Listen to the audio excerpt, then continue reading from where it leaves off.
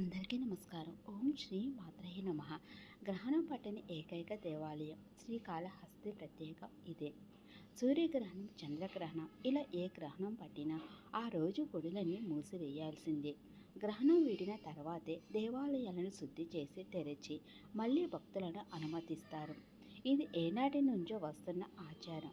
కానీ ఒక గుడి మాత్రం ఏ గ్రహణం పట్టినా మూతపడదు. అమావాస్య, పౌర్ణమి, గ్రహణాలు ఇతర ఏ కారణాల చేతనైనా ఆ గుడిని మాత్రం మూసివేయరు. గ్రహణం వచ్చినా కూడా మూయని ఒకే ఒక గుడి ఆంధ్రప్రదేశ్లో ఉన్న శ్రీకాళహస్తి దేవస్థానం. సూర్యగ్రహణం, చంద్రగ్రహణం ఏ గ్రహణమైన ప్రపంచంలోని అన్ని దేవాలయాలు దాదాపు మూసివేస్తారు.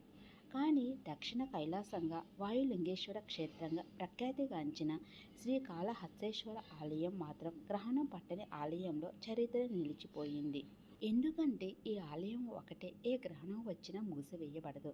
ఏ గ్రహణం ఏ సమయంలో వచ్చినా ఆ సమయంలో ఇక్కడ ఆలయాన్ని తెరిచి ఆలయంలో కొలువైన శ్రీ జ్ఞాన ప్రసన్నాంబిక సమేత శ్రీకాళహస్తేశ్వరునికి గ్రహణకాల అభిషేకాలు నిర్వహించడం సాంప్రదాయంగా కొనసాగుతోంది.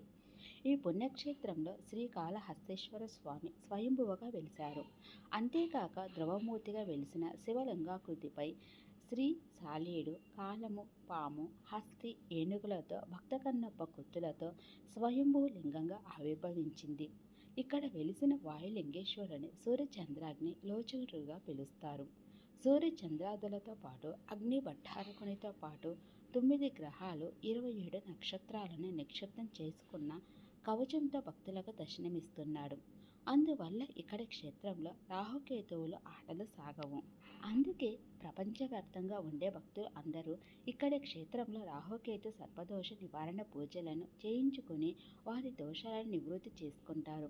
సూర్యగ్రహణం అయితే గ్రహణం ప్రారంభమయ్యే సమయంలో, అదే చంద్రగ్రహణం అయితే విడిచే సమయంలో శ్రీకాళహస్తి ఆలయంలో శ్రీ జ్ఞాన ప్రసన్నాంబ సమేత శ్రీకాళహస్తీశ్వరుని ధ్రువమూర్తులకు శాంతి అభిషేకాలు నిర్వహించడం సంప్రదాయంగా కొనసాగుతుంది. ఈ సమయంలో దర్శనార్థం వచ్చే భక్తులకు ఆలయంలో అనుమతించడం జరుగుతుంది. ఈ వీడియో మీకు నచ్చితే లైక్ చేయండి. అరుణాచల శివ